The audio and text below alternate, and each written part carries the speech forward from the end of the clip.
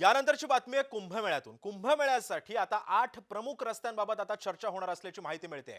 मुख्यमंत्री देवेंद्र फडणवीसांनी या संदर्भातलं सूतोवाच केलेलं आहे।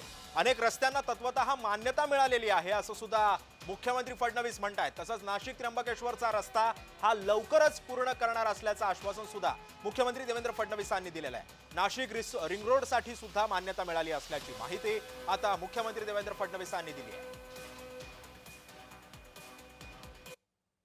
आम्ही केंद्र सरकारला विनंती केली होती। मी स्वतः माननीय देशाचे पंतप्रधान मोदीजी यांना विनंती केली होती की कुंभमेळ्याच्या निमित्ताने जे काही रोड नेटवर्क आपल्याला तयार करायचं आहे त्याच्यामध्ये राष्ट्रीय महामार्ग असतील किंवा इतर महत्त्वाचे मार्ग असतील याकरता केंद्र सरकारने पुढाकार घ्यावा आणि त्या दृष्टीने माननीय गडकरी साहेबांनी आज त्या पत्रावर बैठक घेतली।